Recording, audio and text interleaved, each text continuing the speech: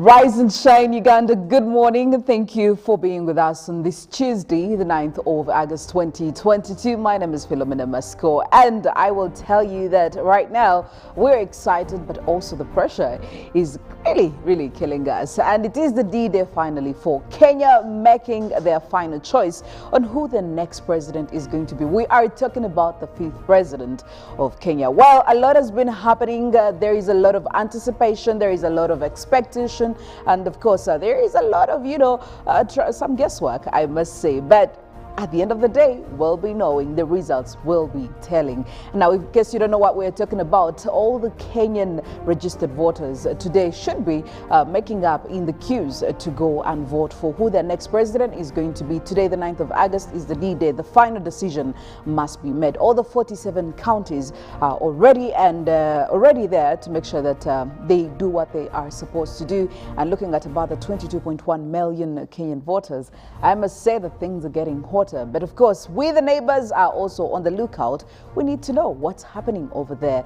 We cannot wait to see that at the end of the day. But of course, it is a full house again here in the Good Morning Uganda family. I'm talking about Robert Kirabo, Nyonyintono. I'm talking about Mollen, Kenyena, and of course, Felix NKUNDA. Well, maybe to start off with you, Robert. Good morning. Are you excited for Kenya today, or the pressure? Kabulam. My friend, you see, I've always said elections have about 3 phases, and today is one of the most critical moments because what happens today, the way the Independent Electoral Commission of Kenya will handle the voting day greatly determines the post-election, what it's going to be. If they mess things today, then, well, it will be trouble. If they handle everything very well, then definitely Kenyans will accept the outcomes of the results. But very interesting things are happening, even back home here. We are so much into Kenya because the global issue right now. But even here in Uganda, we are having elections. Yes. We are having a number of by-elections. And what is interesting with our elections, there have been signs of betrayal. Oh, okay. Recently the National Unity and FDC came together and they decided that on certain constituencies in these by-elections, they're going to front one candidate. Yes. So what happens? FDC's candidate steps down for the NUP candidate. Nominations are done and sealed. The NUP candidate now also steps down, leaving the NRM candidate in the line with only one contestant. And now NUP is saying, well, what happened? And their coalition is also having problems because even when we look at another constituency, that is Busongora, the NUP candidate steps down for the FDC candidate. FDC is saying, but we're not seeing NUP anywhere. Even in Soroti, they came on the last day. So even back home, there's some politics that is very interesting.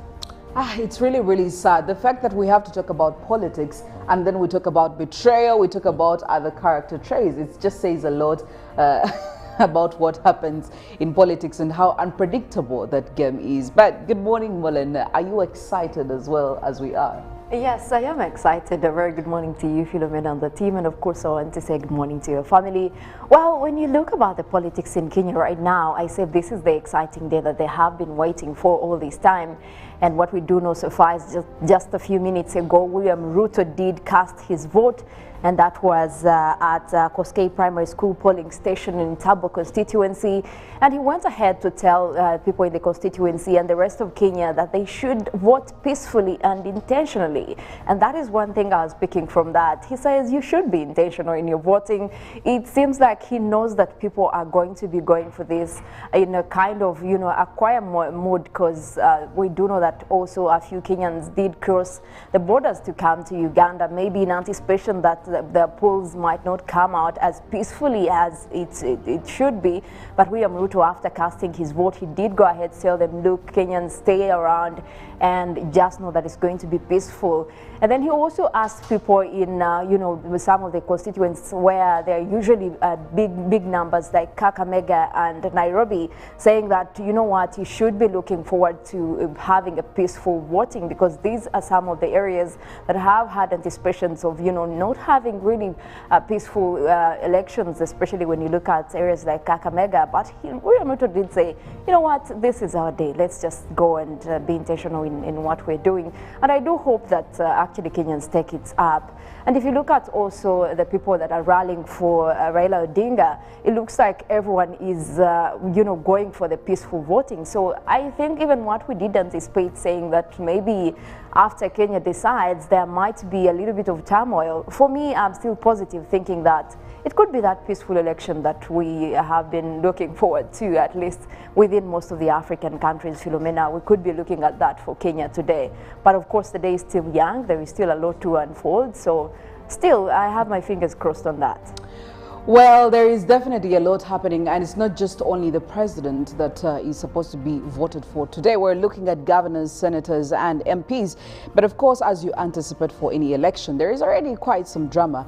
Several hotspots have been, about 7 counties have been, you know, marked as hotspots. We are seeing about 4 electoral officials who have already been, you know, fired because of converging in places that they ought not to. We're looking at Kenyans rushing, some Kenyans are rushing to go get their national cards, you know, yesterday on the eve. So there is quite a lot of confusion. I don't know what, Felix, you think about this. And these some of the anticipations that are always there, you know, on the eve of an election day. Well, of course, Philo, good morning, and the team. Definitely, these elections do come with lots of excitement, yes. And clearly that has been at the epitome of every other discussion. The heated nature of this particular one does come from, again, as I've always said, the tantamount of betrayal, as they've been made to look like. But nevertheless, they've been able to sail through yes. to D-Day. There's not been much violence. There's not been much hate speech, honestly, and yes. I think this is why we don't see much violence even up to most recent to the election day. You do notice that the Kenyans have made a decision never to go again back to the 2007 shadows that did see lots of people being killed, and majorly there was a clash of tribes. This time round, probably it's because we are not having some of the strong the tribes being represented, not much of the Kikuyus there, but we do have other tribes being represented. But of course also, if you do listen to what is on the streets of Nairobi, the yes. likes of Waithiru, the lakeside, you do notice that all of the people are saying that the decision that they are making today is not a decision that is going to change Kenya to become maybe Uganda or Tanzania. No wonder people like William Ruto came out to say that be intentional. Yes. We are simply carrying on a continuation of what has been proper governance. Yes. And the same drums, of course, were being sounded fairly from the camp of Mzee Ondugu, Raila Odinga. So majorly, I think we do accord what's happening in Nairobi or Kenya at large today to the nature of politics and the demeanor of the most outstanding, at least so far what we know, candidates there in Kenya. We have not had most of them say or trade hate speech or probably go very personal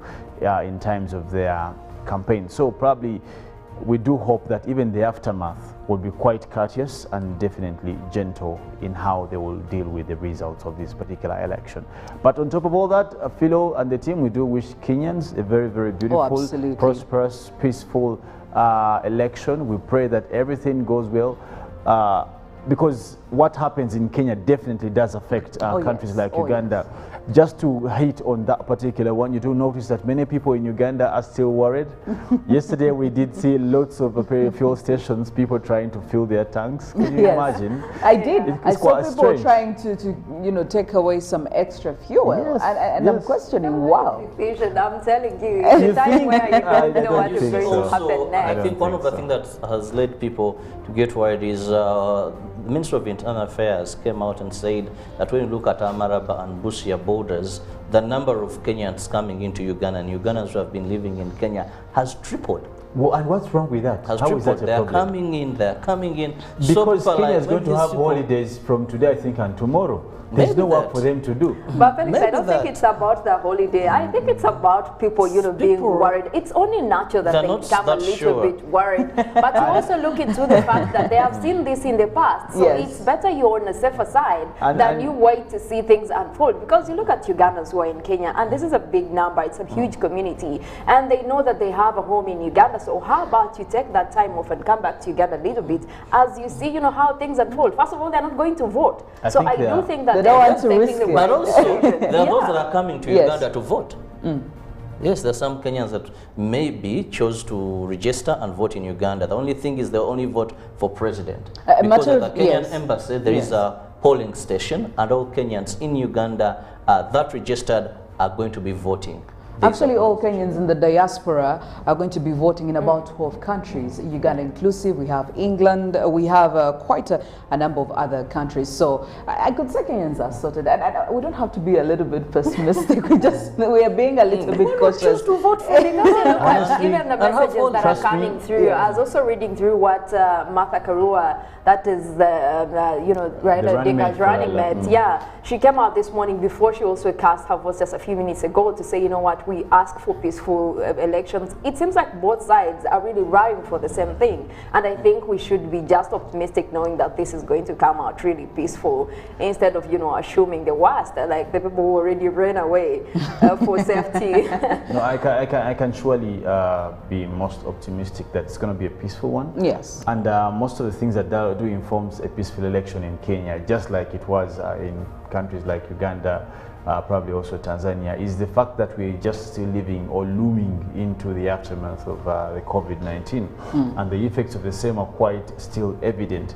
The challenges of the economy are even worse, more in Kenya compared to what we're going through right here. So that says a lot about the mannerism of human beings. Economics has a direct effect on how people behave, even when they are voting, even the things they can do and the things they can't do. You do realize that most of people probably will not close down businesses. Maybe they have to vote, then go back and do some work. All these things probably will be helping to sort people down there in Kenya. But again, we don't tire to do also say drums of peace. How about the Kenyans just go and make this one of the memorable days? Let's try to avoid violence. Let's be peaceful. Let's just deliver our duty as statesmen and countrymen in Nairobi, Kenya, wherever you are. And for those who are not eligible to vote, please don't disturb people. Do not be There are deceived people by the who- height and the bodybuilder, and you think Absolutely. that people will fall for it. Never register. They never register. Anyway, Now when the time comes, they get excited. Polling stations believe have they have opened a at system exactly really. 6 a.m. in Kenya, so I believe that the queues are already in and people are ready to cast their votes. But also there is quite a lot that is happening aside from the Kenya elections here in Uganda and outside the African borders. Let's take a look at some of the top stories. Well, we'll begin with issues of Kenya, where security at our borders have been tightened, where the Ministry of Internal Affairs has registered that is an increase in number of people that are entering Uganda through the Malaba border ahead of Kenya going to the polls today. The ministry spokesperson, Simon Peter Mondei, said they tripled numbers coming in based on uncertainties of the elections, which they believe, if not handled well, could cause violence, as it was in 2007. In Kenya, over 1,000 people have left heading to Uganda. Kenya citizens will decide today, out of the 4, who is best to be their 5th president in an election that is starting off. Uganda being the immediate peaceful neighbor, several Kenyan nationals and Ugandans have entered Uganda with skepticism of the electoral process. The main border points for entry include Busia, Malaba, and the ministry has confirmed triple increase of numbers using these border posts. Kenya elections often are prone to violence. Uganda security have established contingency plan along Uganda borders with Kenya for any emergency scenarios. In order to avoid this, police says they have strengthened security and believe with cooperation all will go well. Relatedly, in other domestic crimes, police have recovered 17 stolen vehicles, and 2 suspects have been arrested. That is in Subuga Hassan and Musi Alex were arrested. While also police has launched a campaign that will ensure they work together with the public to fight crime.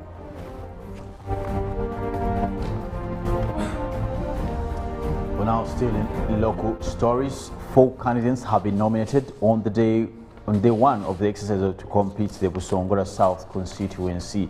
Now in Kasese district, those that were nominated on Monday include the NUP candidates, that is Mbaju Kathika, the DP candidate Bernadette Businje, and the FDC candidate Aloysius Baguma, on an independent candidate, that is Doreen Izangire.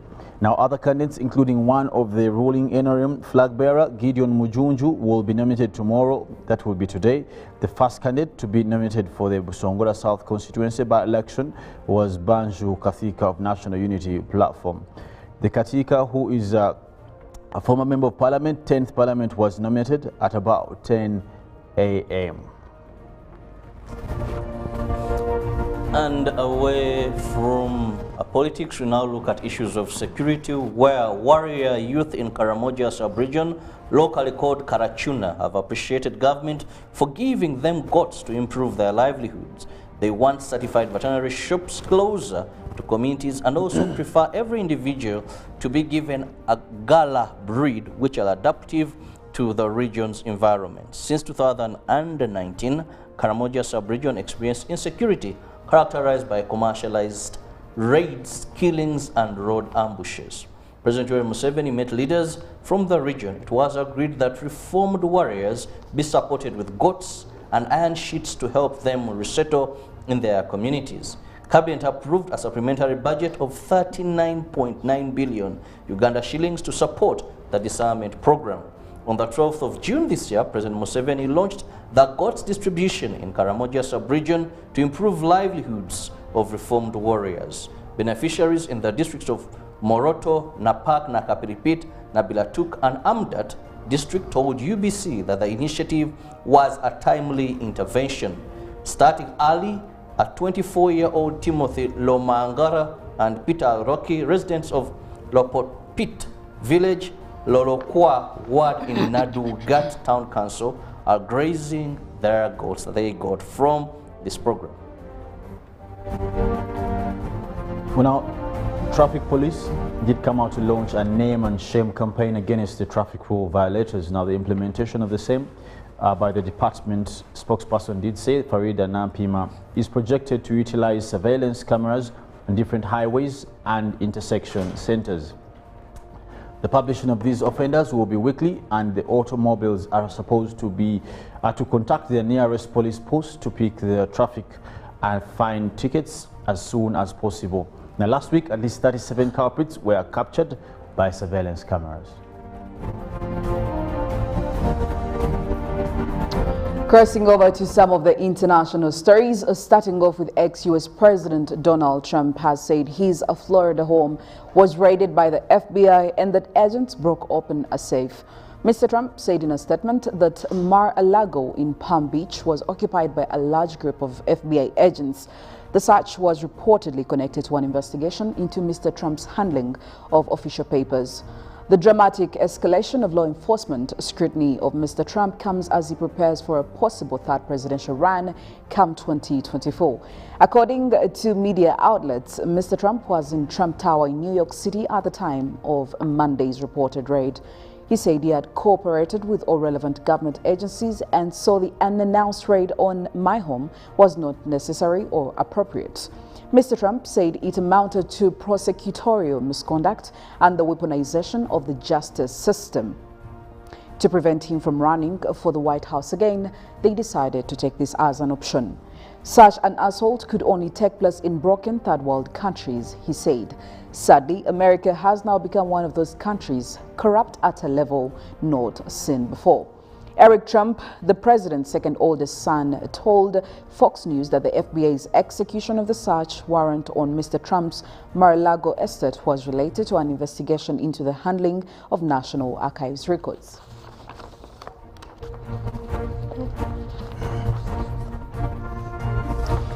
Now, a series of killings of Muslim men in New Mexico has sent a wave of fear through Muslim communities across the United States.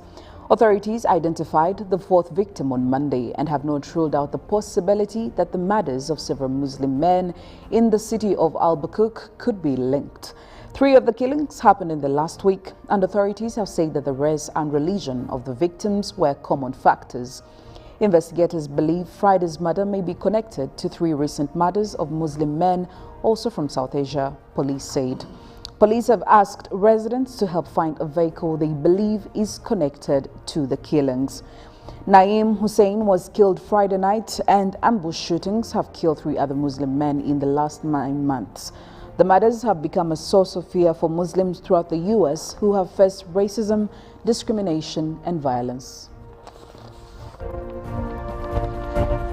Well, back in Africa, Kenyans are voting today to pick a successor to the outgoing President Uhuru Kenyatta in what is seen as a key test of stability for one of Africa's healthiest democracies. The stakes are high in the 7th consecutive election in the country since its return to multi-party democracy in the 1992 under Daniel Arap Moi. 4 candidates are seen on the ballot, but only 2 are best assured to succeed Kenyatta. One is Deputy President William Ruto, 55, who is regarded as Moi's pupil and first came to the national consciousness in the 1992 election as the youth campaigner for the ruling party. He is up against the 77-year-old former Prime Minister Raila Odinga, one of the civil society's leaders involved in the struggle against and imprisoned by Moi in the 1980s.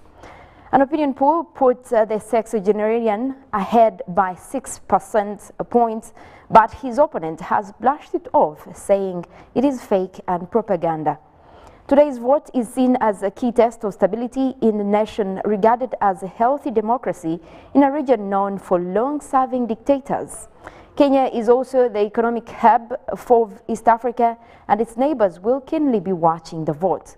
Citizens will vote for governors as well, legislators and other representatives. In the weather and climate news, climate hazards have worsened risks of the most infectious diseases, the study finds. Now, climate hazards such as flooding, heat waves and droughts have worsened more than half of the hundreds of known infectious diseases in people, including malaria, cholera, anthrax, a study finds. Now, researchers looked through medical literature of established cases of illnesses and found that 218 out of the known 375 human infectious diseases seemed to be made worse by one of the 10 types of extreme weather connected to climate change, and that is according to the study in Monday's Journal Nature and Climate Change. Well, doctors, going back to Hippocrates, have long connected the disease to weather, but this study shows how widespread the influence of climate is on human health. Doctors such as Pat, who is the co-author of this study, say the need to think of diseases as symptoms of a sick earth is required. Well, indeed, a lot is happening when it comes to climate and outside Africa, but also we know that Kenya is really going at it, and I'm talking about the election. Our reporter, Sigoa Dennis, is in Nairobi, Kenya, and he's been giving us updates. And right now, we'll be talking to him. We want to know, how is it? Are the poll stations open? Are Kenyans already in the long queues like we think or we anticipate? Has the voting started? All these details definitely he'll be giving us. And we want to know, we want to have a sense of if Kenyans are actually ready, because we have seen quite some disorganization, seeing a couple of Kenyans running up and about to get their national cards. I mean, you would wonder why would you wait for the last minute? Is it the problem of the citizens, or maybe the problem of the people in authority? All these questions definitely will be knowing, and Dennis Sigoa should be joining us any minute now to tell us what's happening. Dennis, good morning and thank you for joining us. If we are to go straight to the point, how does it look like in Nairobi and Kenya and all other counties right now? If you have been able to, have a picture, create a sense for us right now. Good morning too, and maybe to give you just a brief update, I think Nairobi, most people I interacted with last evening were saying they'll be out by 6, but earlier on when I was out at 6, I noticed there are very few people heading to vote, so I had to return. I inquired why. They say the issue of insecurity, you can't be assured of Nairobi, maybe somewhere else. If up country, I can see very many people have stepped out as early as 3, 4 a.m. But Nairobi, it's just picking up. I think from where I am right now, I'll be heading to the field to now get the general picture, because issues of insecurity, you know about that. You know about Nairobi. For anyone, if you have seen the travel advisories, that it's a place where you don't take chances. So I think the residents also know very well, if you're out at 5 a.m. heading to a polling station, you can easily, you can put yourself at risk here. But otherwise, I think it's actually a very cold morning. It's a that's why you see me in a heavy jacket. And if I'm to give you more updates, that is from different areas, as early as about an hour ago, that is the Kenya Kwanza presidential candidate, that is William Ruto. William Ruto cast his ballot at Sugoi, that is in Gishu County. That was at exactly 6 a.m. when the voting process started. If you look at Martha Karua, also the deputy, of course, the potential vice president, also cast a ballot at about 6 a.m.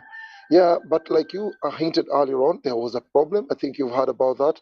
There are two areas where the gubernatorial elections they have been called off. I'll say so. They've been postponed to a later date because of some errors. Yeah. So maybe I can read the statement that came from the Independent Electoral and Boundaries Commission. That's IEBC, the agency that is involved in the election, that is actually handling this election. And this is a statement from the chairman, and they say that suspension of the polls in the Kakamega and Mombasa governor race, as well as the Kacheliba and Pokot South parliamentary contests, was purely occasioned by erroneous printing of ballot papers. We don't do political games, that's what he said. We do election management, and I think the ballot paper printers have accepted their mistake, the Bukati said. That it emerged that the ballot papers for those areas that I've just mentioned had wrong images and details of the candidates. And as a result, elections of the respective positions have been suspended. This actually does not affect the presidential race. That means the residents of Kakamega, Kacheliba, Pokot, as well as Mombasa can still step out and vote for president. But then on the gubernatorial race, as well as parliamentary, that means that it will be communicated later through a gazette, and the people step out. They will also go out and vote. So, and the people have been asking questions. Why is it so? It took so long. It's an entire process. 5 years down the road, IEBC had the responsibility of ensuring that they pull off a very successful election. Many people expected them to do the right thing. So they're wondering, how do you explain to the electorate, who are very optimistic, very eager to cast their ballot today for the governor, for the MP, for the MCA, and for the president? Then you tell them that they cannot do so because Dennis's face was on Juman Samba's face. You know, it doesn't really make sense. And that's why people are asking questions that, if you had all this time to prepare for this election, so why you are the team that was in Greece, you know, this ballot papers were printed in Greece. There was a team that was there for like 3 months, 3 weeks to look through what these guys had done, only for the ballot papers to arrive when they are erroneous. So it leaves, there are more questions than answers. And I think over the coming days, IEBC is going to be, the officials might face some grilling, not only from the public, but as well as from the politicians, because it actually doesn't make sense. Dennis, getting back to the elections, of course, the election material was supposed to be distributed, or at least it kick-started yesterday to all the respective polling stations. Can we say that that has been achieved effectively 100%, or we're looking at some polling stations that are lagging behind, and probably this could affect the timeline of when all this voting process is supposed to be happening in all these polling stations? From the information that I've received from the media here, and of course from the from the media, is that all the ballot papers have arrived to their respective destinations. So unlike the previous election where rainfall, the flooding and rainfall, really heavy rainfall hampered the process, this time round it has not been so much affected. So the ballot papers all have arrived at their destinations. It's only that unfortunate incident that I told you about, where some of there were errors in the ballot papers. Yeah, but that's the information that is coming through. But of course, in the course of the day, we'll definitely keep you posted, because from where we are right now, we're going to go to that one. Along the way, we're in Donholm, so we are going to leave Donholm, go to Makadara, then end up, go to Westlands, cross over to that is in Langata. We're expecting to be on ground when Raila Odinga casts his vote. As you know, like I've told you, the deputy president, who is also the Kenya Kwanza flag bearer, has already cast his ballot. That was cast his ballot at about 6 a.m. So yes, that is what you're expecting as we go forward. Yeah. Yes, of course, we cannot wait for more updates that will be coming in from you as the day goes by, and we'll be getting back to you later. But for now, I hope that all the Kenyans are taking a lead, and I hope that the contenders actually go and cast a vote, because we have seen in the past scenarios where even the contenders don't vote for themselves. It's quite sad, unless, of course, there is a major hindrance that will fail you from heading to your poll station and casting that vote. Well, for now, we're going in for a short break. When we get back, we'll be having more conversations right here on Good Morning Uganda. Live from UBC Studios in Kampala. This is Good Morning Uganda. Pick of the day on UBC.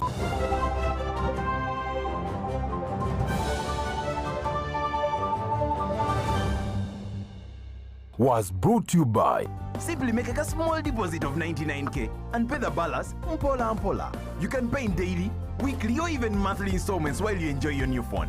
So what are you doing today? Visit any MTN shop near you and get the MTN cupboard. That's super easy.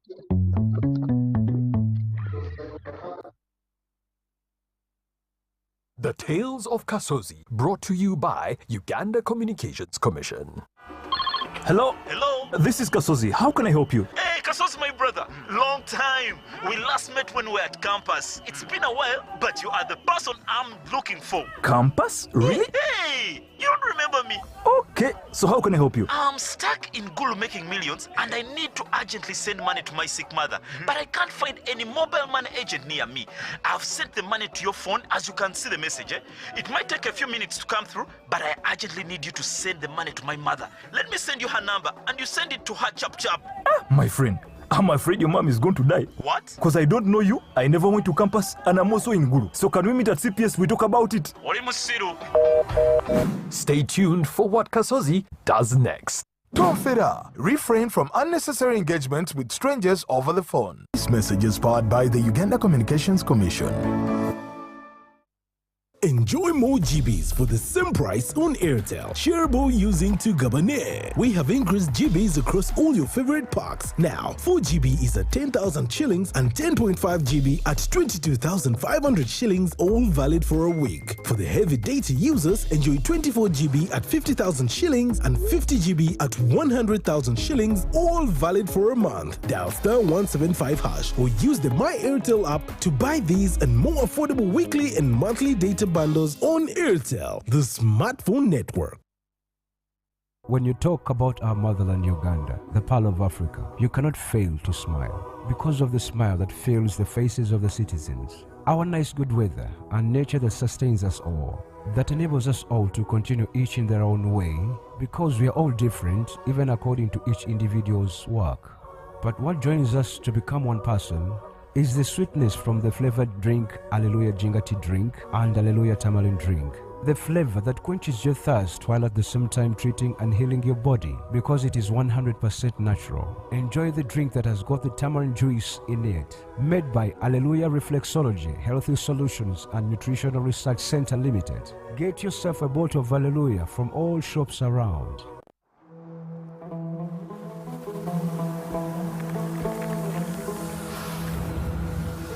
A World Cup in the desert? The first one in the Middle East. The first to be held at the end of the year? That's crazy.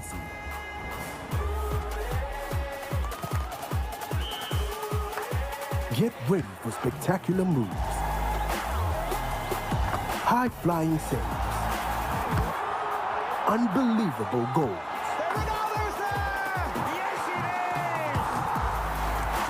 Out of this world celebration. Would you believe it? What a moment here! All 64 matches live. That's over 5,000 action-packed minutes of the FIFA 2022 World Cup Qatar. Now that's crazy. Catch all the action only on SuperSport, your world of champions. On Gold TV. Love it. Live from Now Avenue in UBC Studios. This is Good Morning Uganda.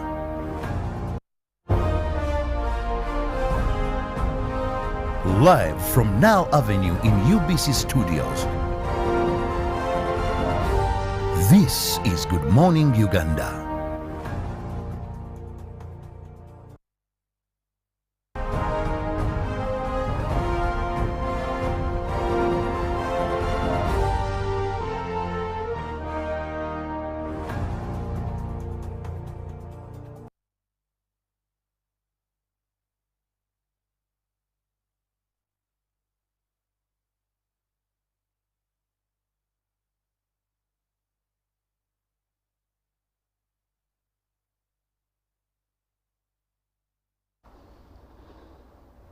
Welcome to the newsreel. Good morning once again. My name is Philomena Mastiko and I am with Felix NKUNDA. Robert as well joins us this morning.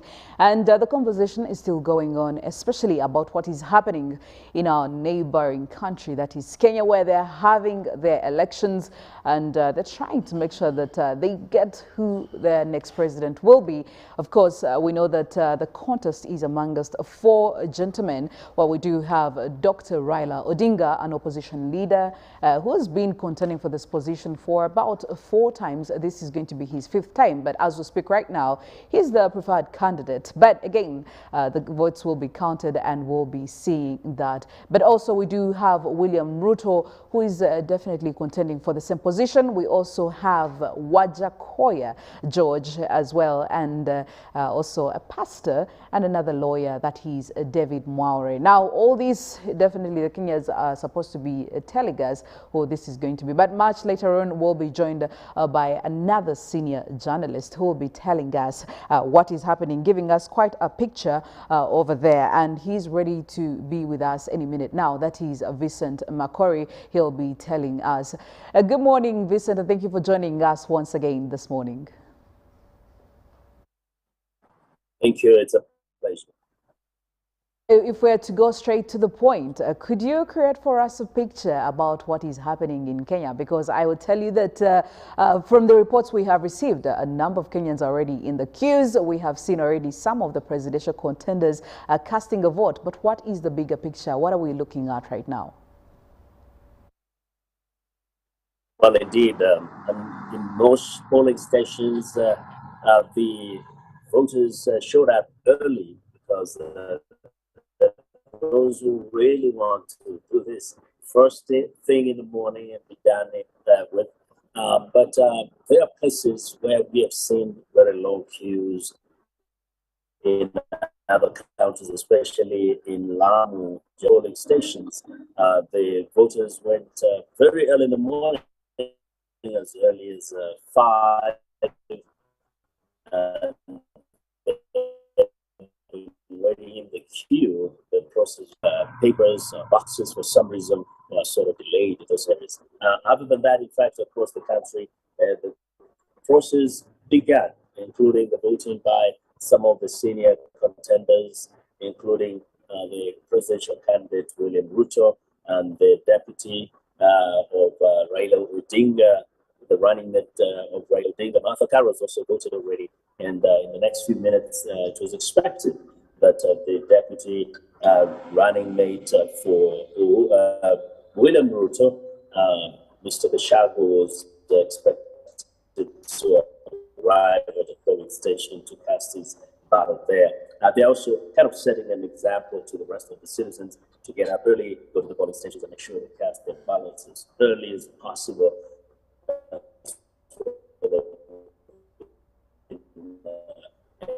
Encouraging their voters to do because they want this possible and they want it to end if possible at the right time. Well, also from the reports we have already received, about 7 counties out of the 47 counties have been, marked as hotspots.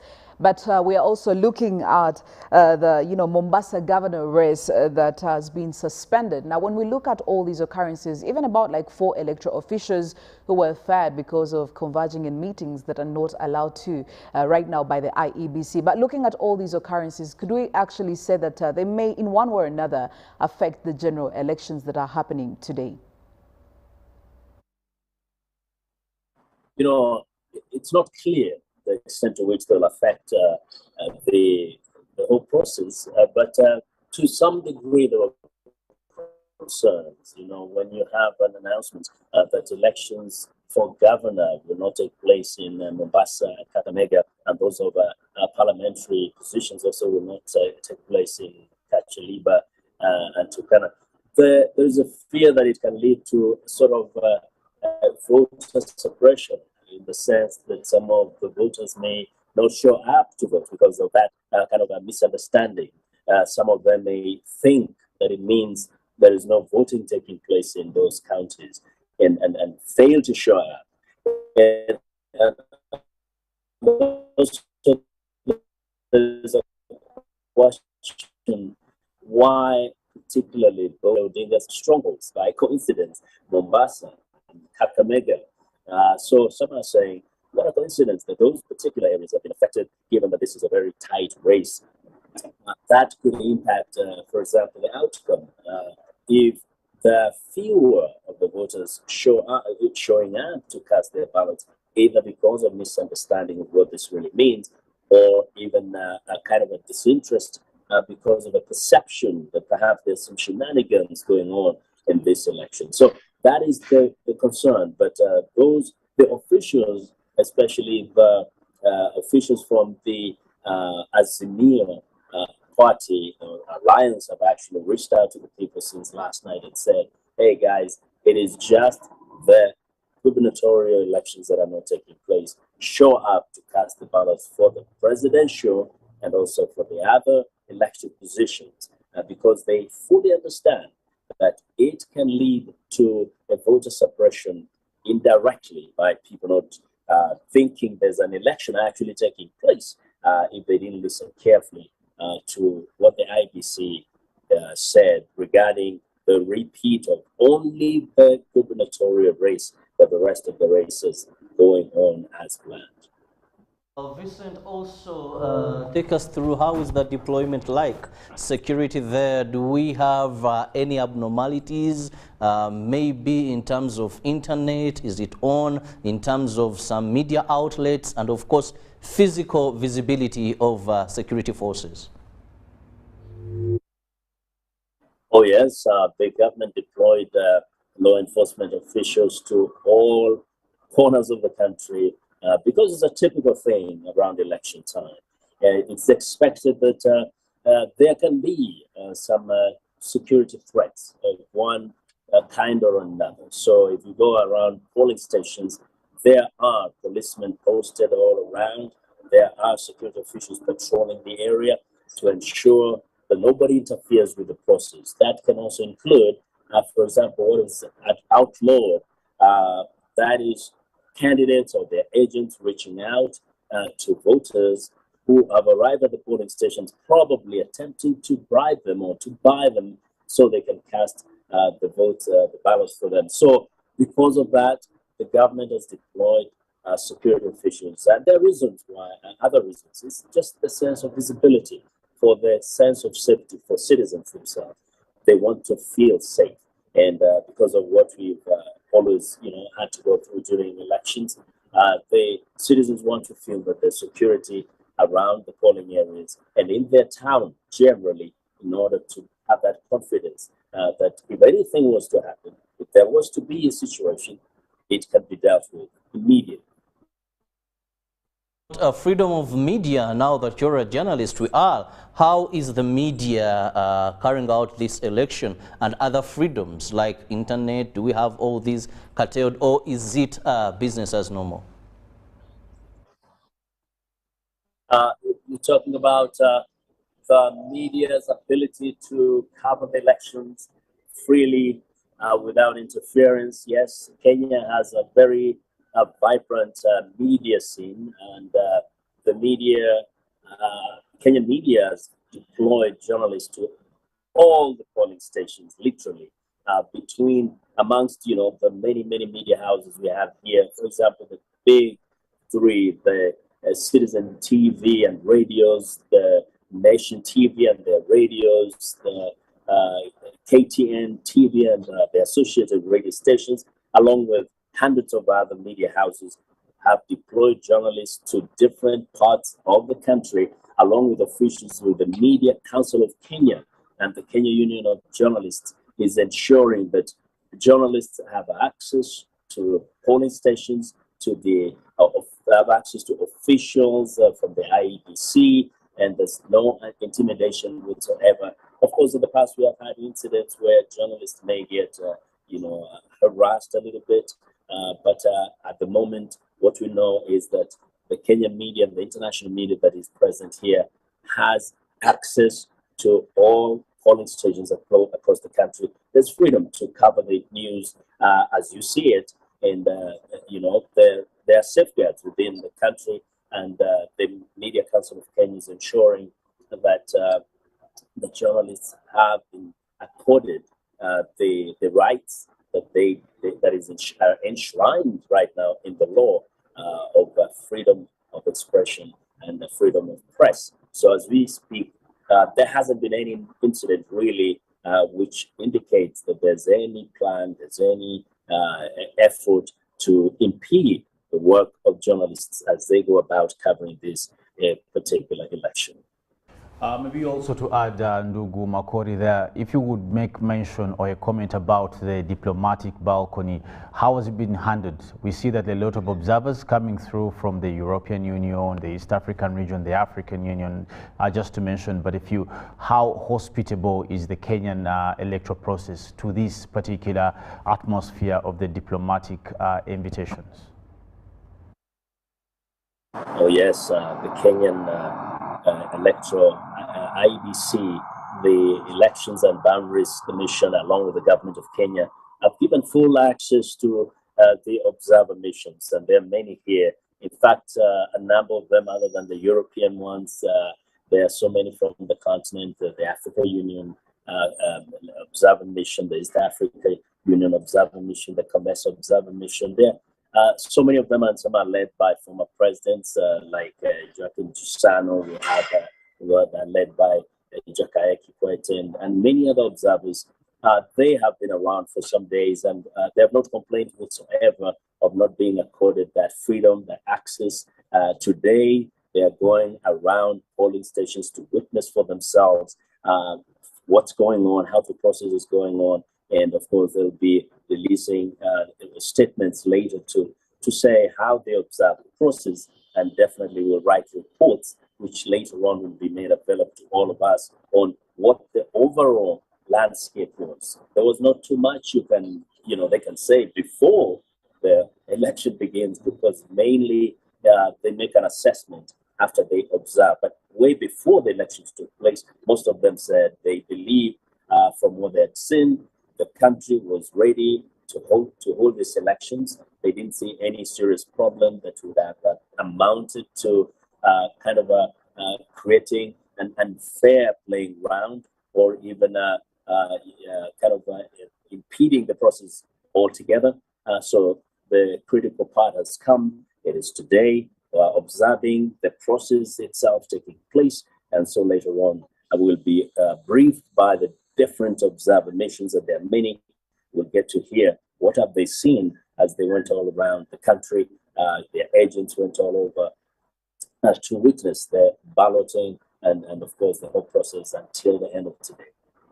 Well, Vincent, also we've seen a number of countries within the region, they have a number of registered voters, but then the turn up on the actual day of voting is really disappointing. You find that about 2 million, 3 million of the registered voters do not vote. What are your anticipations since you've been in Nairobi now for some time?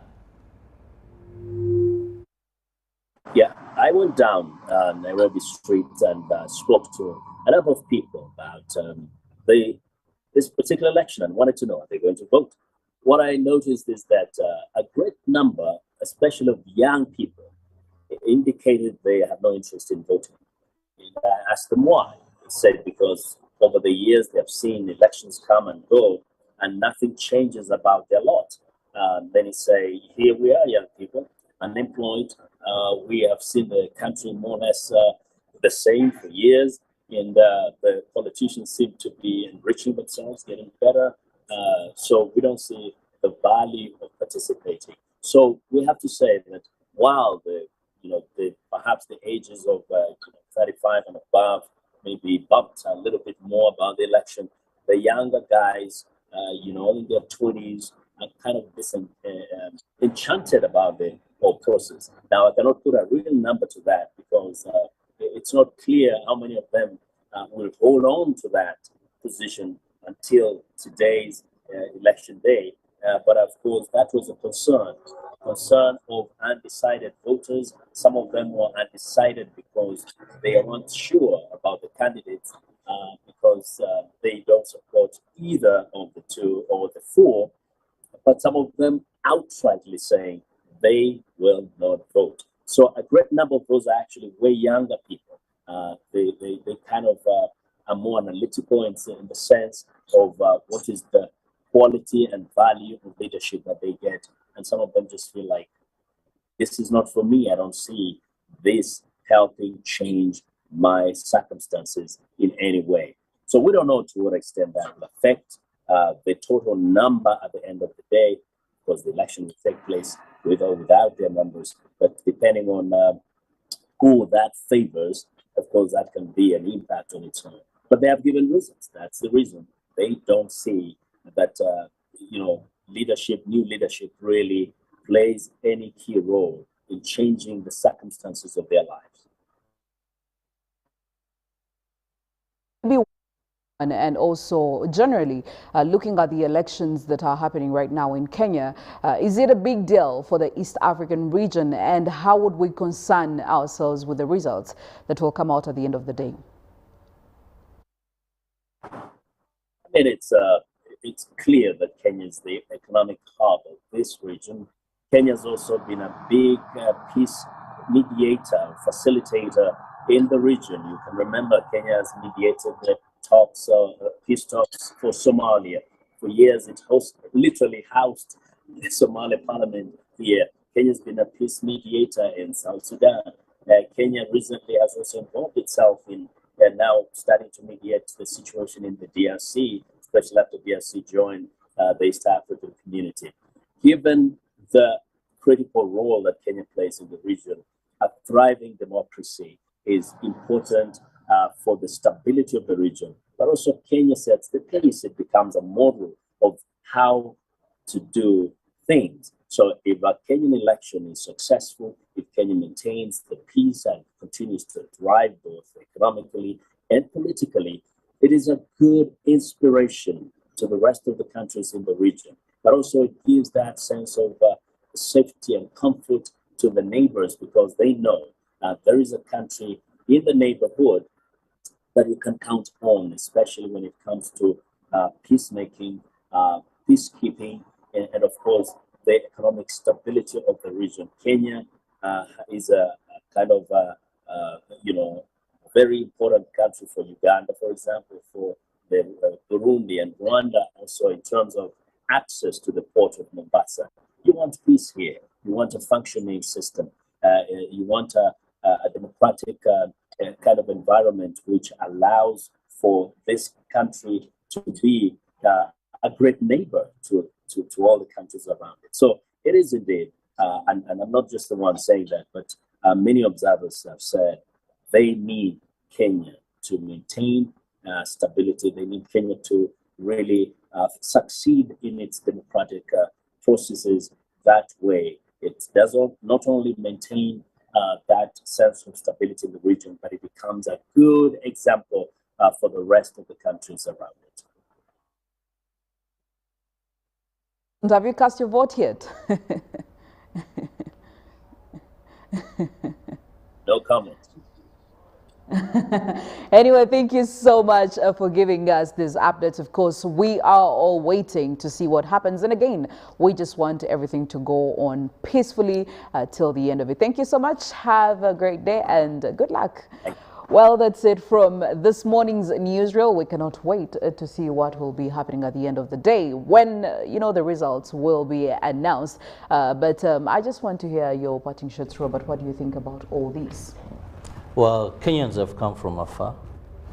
They've had peaceful campaigns. Today, more is in the hands of the electoral body.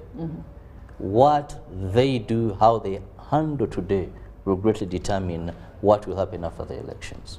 Because campaigns, we've had the containers speaking, preaching peace, avoiding hate speech. We've had the electorate maintaining a law even when they're excited. So today it is now the electoral body in Kenya. How it perfects its art will greatly determine what the future of Kenya will be. Felix. Well, of course, Kenya is more or less a brother. You may want to call it a sister, or but it falls in the family of where Uganda belongs in terms of culture, in terms of ways of life, in terms of business, economics, politics. You want to talk about religion. So we have much in common, and definitely whatever happens down there is will affect somehow what happens here. What I'm saying is we need to be equally conscious about what's happening in Kenya. Let's stay alive to the facts, but majorly let's pray for them to go through this process. That is another definition of what they do want to define as their known democracy. Let's support Kenya where we can, or any Kenyans. I've seen lots of them, again, cars all over Kampala, if you do notice. Let's be hospitable for those who are going to be joining us in Kampala or Uganda. But for those who will be casting their votes in Uganda, again, we wish you all the best. We can't wait to see you guys go through this process. And of course, for those who will be jubilating, all the best. For those who will be sharing in the lower jubilations, also all the best. Clearly. The price review coming up next.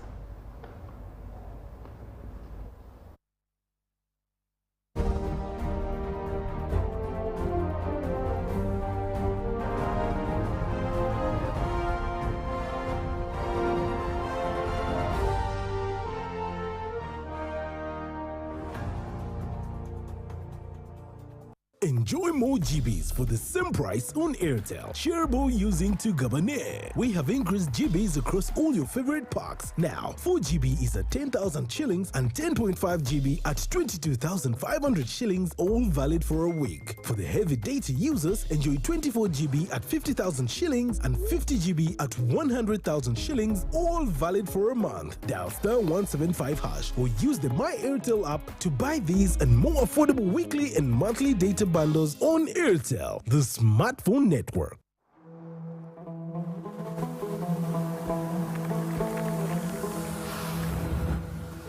A World Cup in the desert? The first one in the Middle East.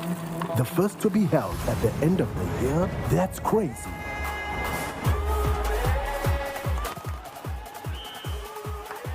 Get ready for spectacular moves. High-flying saves. Unbelievable goals.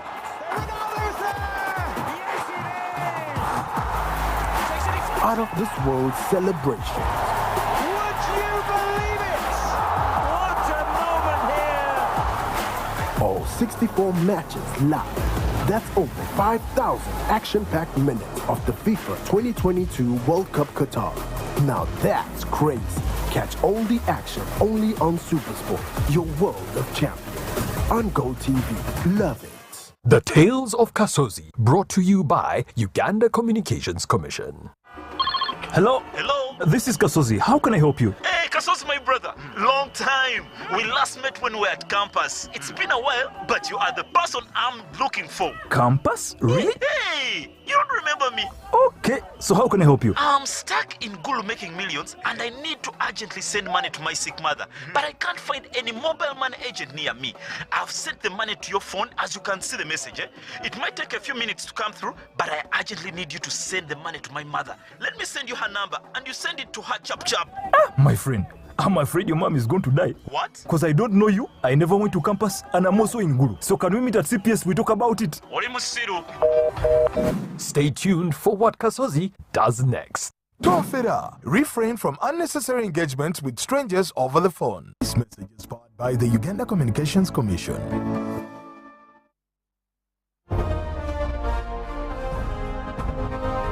Live from Now Avenue in UBC Studios. This is Good Morning Uganda.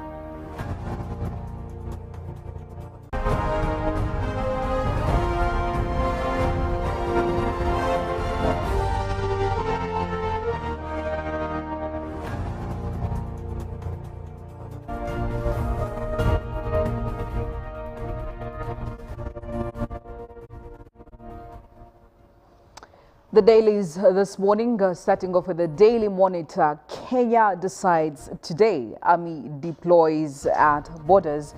And the D-Day, of course, we'll look at Kenya goes to the polls today to pick its 5th president since independence, as some Ugandans definitely return home over fears of chaos, as was the case back in 2007. Now, looking at diplomacy ties, Somali president in Uganda for a 3-day visit.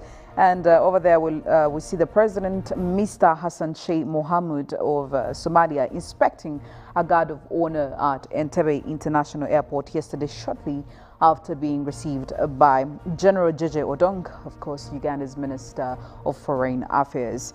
He's in the country for 3 days, and a lot, of course, is expected to go down more diplomatic conversations that cut across all around. And in other stories, construction of 2.5 billion Uganda shillings Elegu market starts, and Kalangala pack aquapacks to boost fish stocks. Now, police move to shame traffic offenders brew legal trouble.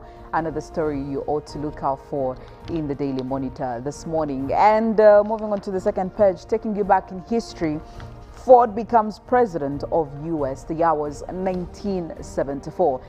Still in history today, South Africa celebrates the first National Women's Day. Now, that and many more stories in the Daily Monitor this Tuesday morning.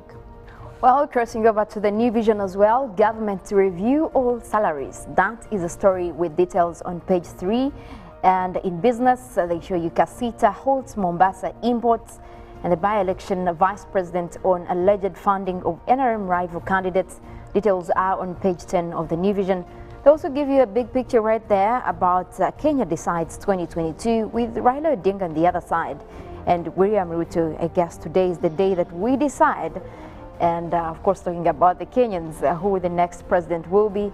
That is a full story in the New Vision for this morning. But crossing over to the second page, Major General Kawaga hands over 1st Infantry Division Command to Brigadier Semanga. And in a picture right there with Lieutenant General Muhoozi Kainerugaba as well, posing in that picture. KCCA seeks to create opportunities for urban poor, says Kisaka, of course, with more details in the New Vision for this morning. Moving on to the sports section, we look at Nuba shines, but peace shooting record intact. Now, the netball coach, Fred Mugera, was bold to seat captain Peace Proskovia in favor of Mary Nuba, even in the most important game for the She Cranes. at the Commonwealth Games. But could this be the start of transitions for the shooters? Now, page 39 has the full story, and you can catch up with that. Looking at swimming, para swimmer Kukundakwe revels in silver. Again, another milestone for us here in Uganda. Sun Cranes saw past Comoros into AFCON. Of course, they went on leaving nothing to chance. So all these and many more in the sports section for the Daily Monitor. And in the New Vision Sport, it is 58 medals. Of course, talking about Birmingham 2022 in the Commonwealth Games. They also give you Jacob Kiplimo right there, as it was the largest team in Uganda's Commonwealth Games history with a shilling 7.2 budget. Well, perhaps the largest in history as well. But the performance is there to speak for itself, as Jacob Kiplimo struck a 5,000 and a 10,000 double at the Birmingham Games. But also keeping hope alive as the ICC Cricket World Cup Challenge League results come through. Now, the cricket cranes for Uganda must at least win their next 3 games. That is, if they want to keep the hope alive. All that is detailed in the New Vision Sport for this morning. Now, in the Daily Nation, end of race, Kenya, time to call it. It's been quite a very serious countdown all the way from 70 days until today, which is the D-Day. It's a job to hire government. Here is our helpful guide on how to go about it. And they're giving you quite some interesting numbers over there on what ought to be done and also what has been happening. Now, looking at Parliament, MPs suffer blow as court nullifies the CDF. And elections for a hungry nation, that is, of course, in the magazine section. All that is still in the Daily Nation. It's as easy as 1, 2, 3. Follow this voting process today. Now, for those who really don't know how to go about the voting, clearly they're showing you what to do, when to do it, and where to do it from this morning. So grab yourself the Daily Nation and look at what is happening over there in Kenya, as of course they make their final decision today to see who their next president is going to be. But also it's quite important and necessary for you to know the traffic situation on our roads this morning. And I want to focus on Nakawa division, all areas in this place, how they're faring this morning, and looking at areas of Bugolobi, looking at areas of Chinawataka, looking at areas of Mbuya. I could say that, you know, the traffic is on and off, especially for some parts on most of these roads. Coming in, of course, from Chireka Road, connecting all the way to Mbuya, that should be a very smooth ride for you, of course, until you get to Mbuya, where you'll see a few hiccups here and there, as marked by several of these red spots. And as you're headed, of course, towards to Port Bell Road, is quite smooth for the biggest part of it, but as you connect closer to Bugolobi, it starts building up. And I mean the traffic, again, Bugolobi is quite a busy town center, so some traffic is expected here and there because we have very many motorists, we have cyclists, we have pedestrians. So yes, that's a hiccup that you need to get ready for, as of course you're headed towards the city center. Now, Newport Bay Road, of course, connects you all the way to Nakawa. Nakawa again is also another busy town center. We do have a market around there, but we also have very many other road users making it very active, and again having that traffic expected in that given part of the town. And of course, as you're headed towards the city center, looking at Buya Road, Luthuli Avenue, again, some of these roads again do have some traffic buildups here and there, as demarcated by the orange lines. But this is quite dynamic because it could change any minute now. So if you are on the road right now and you're coming in from these areas, the situation could be different. Somebody could be telling you a different story 10 minutes from now or 15 minutes from now. So as you're headed towards town, plan accordingly, because this is a journey that could be quite a very interesting one for you. And when you head towards the main road, that is of course the Kampala Ginger Highway, the traffic over there is quite evident. Cars coming in from Wampel Avenue, coming in from Old Port Bay Road, you know, they're all trying to get onto that part of the road. And also Access Road, that is of course cars coming in from from the industrial area, coming in from Zambia. All that place is quite very heavy with traffic this morning, and of course trying to connect all the way to Kampala Road. Kampala Road is also having some traffic build-ups. The traffic is starting to build up at very specific spots on this main road. So as you're planning your journey into town, please be ready for all these traffic hiccups. You shouldn't be inconvenienced, or at least you can exercise some bit of patience while on the roads. And again, another tip for you, make sure that you wear your seatbelts, make sure that you are alert. As you heard, the traffic police is going to actually start naming and shaming. You don't want to fall a victim of that. You know, a person of high integrity, or at least, you know, you're known like that in society, and you're being named and shamed by being such a very disrespectful road user. So do what you ought to do on the road. Be a disciplined road user, whether you're a pedestrian, whether you're a cyclist, whether you're a motorist. Do what you are expected to do, and I believe with that we'll be able to cut down on the numbers of the road carnages that we have been seeing growing for the last couple of months. That's it from the traffic updates, but also looking at the sphere of climate and weather change. What are we looking at, Mollen, this morning? Well, this morning we want to first of all mention that across the country it's some kind of pleasant weather, I should say, starting off with mostly in terms of sunny and cloudy conditions. But of course there is also a lot of worries when it comes to climate change, and of course this comes at a time when most countries across the world are preparing for COP27 that will be in El Sheikh in Egypt later this year, and a lot of preparations going for that. I do know that the Ugandan delegation is also getting ready to, you know, put across the nationally determined contributions. Philomena, I don't know for you what you would wish for the Ugandan delegation to front at such a world summit, especially when it comes to fighting climate change. Well, first of all, it's very clear right now and evident that we are victims. We cannot sideline ourselves. We've already seen what's been happening in Bale, and we are seeing all the changes that are coming in. So maybe as Uganda, we could be fronting what is happening to us and what could be the definite solution to it, looking at the long term. Because right now what we have been focusing on is the short term. So maybe we could talk about that, and maybe we stand to be corrected. Yeah. No, you're right, because at this point we have also seen the real effects of climate change, and the impacts are visible. So I would also wish for the delegation to actually talk more about that, looking into how the country can get solutions to that, especially now that the president is talking about going for clean energy, having all these electric cars on the road, going more moving out of this petrol and diesel that he was talking about.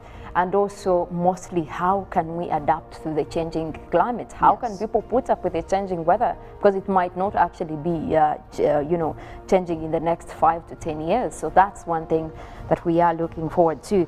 But again, we also want to take a look at what is happening across the world. And of course, we do know that most areas, most countries in Europe, and of course the USA have been dealing with mostly heat waves and wildfires. But of course, a report that is coming out now is indicating that 60% of the land in the European Union and the UK, that is an area larger than if you look at the USA's part of Alaska and Texas combined. That is the kind of area they're talking about that is already under a drought alert. And of course, with the warnings coming through from the European Drought Observatory. Now, what they're talking about is that there is still likely to have most of these drought cases stressing across Europe, and of course, looking at the UK as well. Now, the findings from this study based on the data from the 10-day period that was nearing July. That's when we had a lot of heat waves and wildfires. Of course, looking at majorly areas that were destroyed by these wildfires and the heat waves as well. Now, this warning comes in to, you know, talk about the fact that they could be in for another dangerous season of drought. And of course, we did have drier than average kind of weather coming through across Europe. That was confirmed by the EU's climate monitoring agency, that is Copernicus. Also looking at you know, what is likely to happen when they have low rainfall, and of course with drought hitting several parts of southwestern and southeastern Europe. And of course these conditions are facilitated by the spread and intensification of the wildfires. That is also coming in according to the reports from Copernicus as well. That is the climate monitoring system across Europe, showing that we could be looking at more of these warnings coming through. And of course, we did see the UK earlier, that is late July, issuing out an amber alert for the first time, especially looking at more of the temperatures that were expected. We did see even record-breaking numbers for 40 degrees Celsius. Now that is the kind of number that you would look at if you double the temperatures that we have right now in Kampala. That would be a 40. That is what prompted the amber alert. Now the report is coming out to say we could be looking at more of these warnings, more of these alerts coming through, especially for areas of Europe as well as the UK right as we speak, because more of these conditions are actually expected. Now what has been also analyzed is the flooding situation, and of course for the third straight week, flash floods are of a concern in the US as well. Well, according to the meteorologists in the US, they are showing that in less than 2 months, they have seen 4 historical flooding events occur in the country. And of course, there's one historical one, that is the Yellowstone flood, which was in mid-June. And of course, that was also followed by the one in St. Louis and the Kentucky floods that are still mostly talked about. You look at the major flooding in the Death Valley, which also took a lot of people. And of course, one that is now recorded to have hit worst is the one that was on 5th August. A flash flood in Death Valley, that is parts of the national park in California. That was one of the historical ones. And of course, they're saying that this is all linked to climate change. You look at most of the numerous, landslides burying cars. You look at most of the, flooding that caused roads to be cut off. And of course, what has been coming through is all linked to the fact that there is a changing climate. And these are some of the events that prompted President Joe Biden and his administration to actually pass the climate change bill that was recently passed, and that is looking more into the tax incentives that are going to be imposed, especially looking into the country transitioning to clean energy. President Joe Biden did talk about the fact that they could be looking at, lowering the prices of electric vehicles, lowering prices of the solar panels, at least to move to that kind of economy. And I know that this is going to be an eye-opener for most economists to look into some of those alternatives that will be helping us to also move towards that kind of clean energy, because there has been a lot, of course, with the impact of climate change. And right now what we're pushing for is actually climate action. Now we also do know that there are still a lot of these extreme events happening across the world. And of course, one that was recorded yesterday, we talk about the flooding still across Korea. That is the southern capital of Korea, where 7 people have been reported dead. That is after torrential rains cut off southern Korea, capital Seoul. That was overnight. And of course, authorities are saying as they were heading into Tuesday, those rains had already caused a lot of flooding, of course, with cutting off some of the roads and some of the areas that were already submerged. And what is known so far is that 7 people have died and a lot of property destroyed, of course, cutting off some of the roads. And of course, also the local authorities are still carrying out rescue operations to ensure that at least everyone is accounted for. Now, you look at Korea, this has been one of the areas that were not recording a lot of extreme weather events this year. But now we do see most of that coming through as the rainy season kicks off. Also, Southern Korea, you look at the fact that they have had most of the infrastructure built in close range, so that also prompts for a lot of damage when most of this flooding comes through. And of course, that is also linked to the fact that we are seeing more intensity and more frequency across the area, linking it to climate change. And of course, the fact that we are having people dying from these events, we are having property destroyed from such events, that goes to show you that they are cases that we cannot adapt to. If we talk about adapting to climate change, you cannot adapt to death. You cannot adapt to that kind of scenario. Yes, property will be destroyed and maybe you can rebuild, but you cannot bring back human life. And that is why we're saying the extent of the climate crisis is going to go very, very much dire. And it is now that we look forward to having most of that action. And of course, eyes are on Egypt now to look into what world leaders decide. Earlier in November, they did say we are moving from abolishing coal. And I'm happy that most countries are doing that. And also here, when the president was speaking, he did talk about the fact that we're moving away from using of coal. We can have alternatives. A lot of countries are doing that as well. But now what is in question is, are we able to move a transition 100% to the clean energy in terms of, leaving the fossil fuels? Can we go electric and manage that? That is why we're putting our eyes on COP27 to see that most of the decisions are made and the whole world can move towards that. And of course, avoid an apocalypse that seems to be coming through, especially when you look at all these events happening across the world. Well, away from that, we also want to take a look at what is happening across Uganda, and we will be tapping in from our satellites. That is the units of satellites overlooking Uganda for now, giving us real-time data. We will be looking at mostly those cloudy conditions that are starting to form across the central part of northern Uganda. We do have a little bit of clouds also towards the eastern side, that is across Amuria, Soroti, and also a few of those coming through across Mbale. We also have a little bit of cloudy weather for the central parts of Uganda, but most of those will be clearing away. And we're looking at quite a sunny morning for Western Uganda. Hoima right there also having a sunny morning, across Mbara, a sunny morning as well. We do have similar weather that is across the Karamoja region, but we have those cloudy conditions like I mentioned earlier. They're starting to form across central north.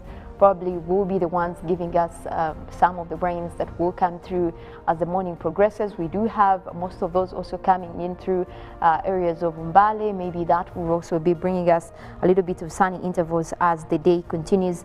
But let's go ahead and take a look at the forecast for this morning. That is coming in from the Uganda National Meteorological Authority.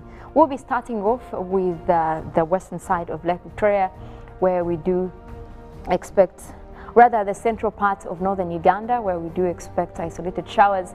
That is across Jumani, Gulu, Kitgum and Padel. We're forecasting those isolated showers for this morning, and also that will be starting off with quite a chilly 25 degrees. We look at western Lake Victoria Basin. That is where we have Masaka, Kalisizo, Sembabule and Rakai. We're forecasting a mix of clouds and sunshine. Also starting off with quite a beautiful 26 for you right there. Now, Mount Elgon Highlands is expected to have mostly sunny weather. We'll be having intervals of cloudy conditions as well, starting off with quite a cool 25. That is where we have areas of Mbale, Bududa, Buko and Sironko. Most of those conditions will also be crossing over into the afternoon for that area. We look at southwestern Uganda. That is where we have Mbarara, Ibanda, Bushenyi and Rubirizi. We're forecasting a mix of clouds and sunshine, starting off with a beautiful 26 as well. We do expect a little bit of rains to come through, but that will be later in the evening. But for now, it is going to be mostly a mix of clouds and sunshine. Now, similar weather is forecast across the eastern side of Lake Victoria. That is where we have Tororo, Busia, Iganga and Jinja. We're likely to start off with most of those sunny intervals. Temperatures will be at a warm 27 degrees centigrade. We also do expect mostly cloudy weather to come through later as we head into the afternoon. The eastern part of Central, where we have Ruwero, Woblenzi, Burudi, Nakaseke, we're also forecasting a mix of clouds and sunshine. Already dealing with most of those cloudy conditions coming through, but we'll be having a mostly sunny morning. That will be what it will be giving us that maximum at 27 degrees centigrade. Quite warm weather to start off with over there. Now we look at eastern Uganda. That is where we have Soroti, Katakwi, Amuria and Kumi. We're forecasting a mix of clouds and sunshine, mostly sunny weather as we speak, but we do expect those clouds to come through as well, starting off with a pleasant 26 degrees centigrade. And of course, those will also be clearing for mostly sunny weather later in the evening. Now the central part of Lake Victoria, that is where we have Kampala, Mokono, Entebbe and Wakiso. We do have Buyuko in that category as well. We do expect that to continue throughout most of this morning, and of course starting off with quite a pleasant 26 degrees centigrade. And of course that weather might also be crossing over into the afternoon. Now we continue to see mostly cloudy weather across the southern part of the country. Generally, we're having quite reduced wet weather activities for today. So if you're that person who doesn't like the rains, today is a good day for you. But of course, if you are anticipating to have rains throughout the day, Well, bad news coming through because we might be having quite a reduction for much of the country, but with the exception of the northern sector, which is expected to pick up as the day progresses. Well, that is it for the weather this morning. We will be having Good Morning Uganda agenda coming up. Later than that, we'll also be looking at the sports highlights, but not forgetting that we will still be giving you updates as Kenya decides 2022. We'll be giving more of those details. We do have our reporters on ground in Kenya. And of course, looking forward to what will happen at the end of the day as Kenya decides the next president. Well, my name is Mollen Kenyena. I want to wish you a beautiful day.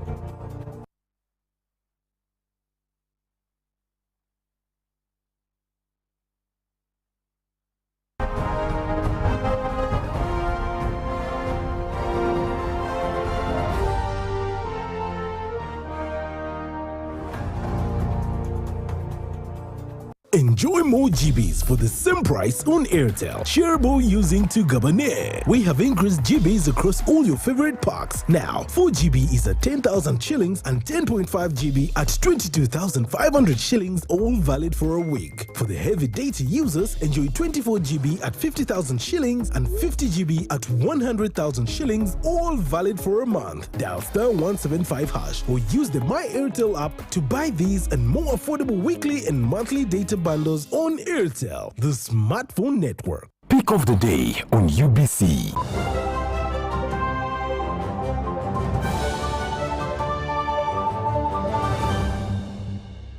Was brought to you by Simply make a small deposit of 99k and pay the balance mpola. You can pay in daily, weekly or even monthly installments while you enjoy your new phone. So what are you doing today? Visit any MTN shop near you and get the MTN cupboard. That's super easy.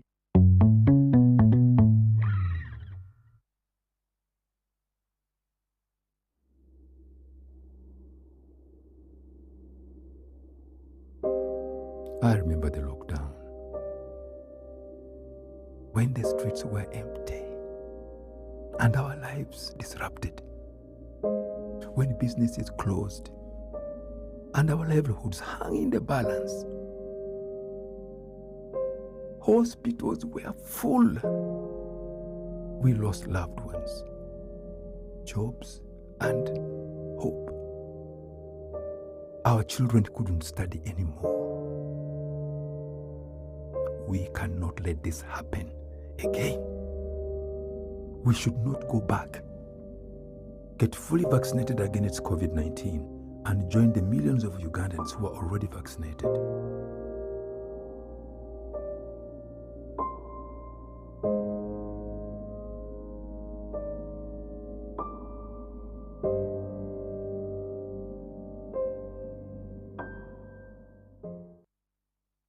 When you talk about our motherland Uganda, the Pearl of Africa, you cannot fail to smile because of the smile that fills the faces of the citizens. Our nice good weather and nature that sustains us all, that enables us all to continue each in their own way because we are all different even according to each individual's work. But what joins us to become one person is the sweetness from the flavored drink Alleluia Jingati drink and Alleluia Tamarind drink. The flavor that quenches your thirst while at the same time treating and healing your body because it is 100% natural. Enjoy the drink that has got the tamarind juice in it. Made by Alleluia Reflexology, Healthy Solutions and Nutritional Research Center Limited. Get yourself a bottle of Alleluia from all shops around.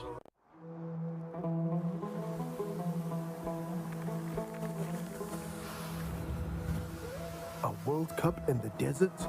The first one in the Middle East. The first to be held at the end of the year? That's crazy.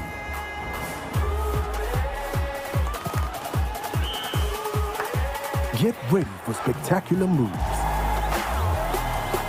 high-flying saves, unbelievable goals.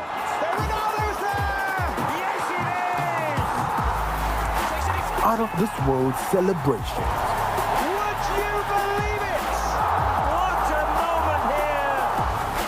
All 64 matches live. That's over 5,000 action-packed minutes of the FIFA 2022 World Cup Qatar. Now that's crazy. Catch all the action only on SuperSport, your world of champions. On Go TV. Love it. Welcome to English in a Minute. An individual human hair is very thin. This sounds very hard to do and kind of pointless. Let's listen. Jonathan, I don't know which notebook to use. It's a notebook. What's the difference? Huge differences. This one has lines. This one does not. This one has a spiral binder. This one does not. Okay, now you're just splitting hairs. When you split hairs, you focus on really small and unimportant differences between two or more things. This is a useful expression during an argument. If you are arguing with someone over something very small, you can say, "Let's not split hairs. It's not worth it." And that's English in a Minute. Every waking day is a reminder just how beautiful this, our land, truly is. The kind of beauty that you can only find here. In the lush green all around us and the wondrous sights within. It's what you feel in the gentle caress of tropical wind from the mountaintops. And the glow in your heart from a warm neighborly invite.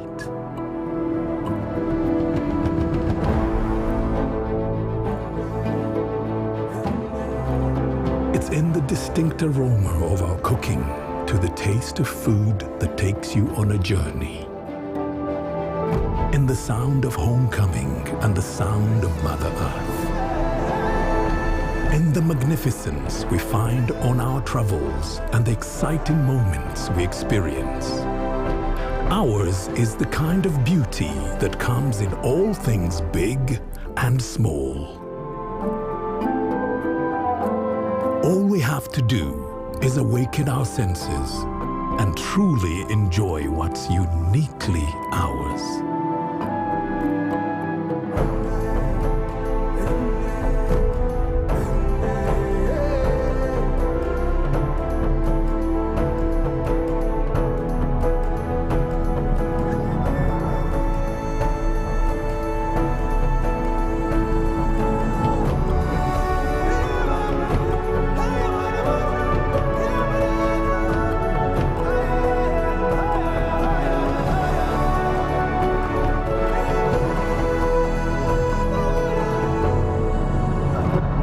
Explore Uganda, the pearl of Africa.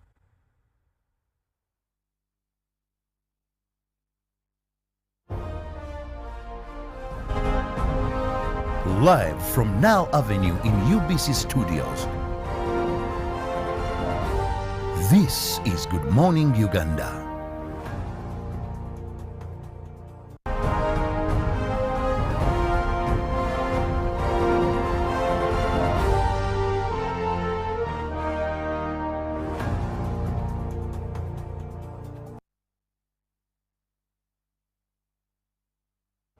It is the 9th of this month, the day that one of the member states within the East African community goes to the polls to decide who their 5th president is going to be, and that is Kenya. Well, we've given you an extensive coverage of what is happening, and we continue to do that. You can rest assured knowing that whatever is happening, you'll be getting it live on UBC TV and, of course, on our various social media platforms. Updates are flowing in every minute, every moment of what is happening there. Of course, our correspondent, Dennis Sigoa, our reporter, is there, and of course, many others that will ensure you're well versed with what is happening there.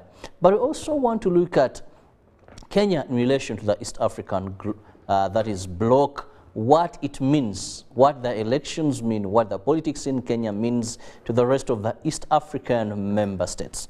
And I'm not alone, I'm with Felix NKUNDA, the man himself, with whom we are going to be discussing a number of issues regarding Kenya and the other countries. Felix, to begin with, the East African community, there is so much that we agreed as member states.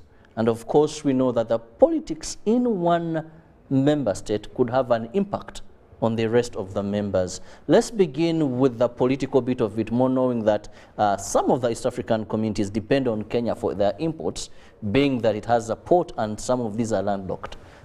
First and foremost, Robert, we do take cognizance in the fact that Kenya is a true and one of the founding member states of the East African community. And by the virtue of being the same, we do acknowledge that it does share in solidly in the congrumental appreciation of whatever East Africa should be. The same is envisaged in the treaty, the East African Treaty.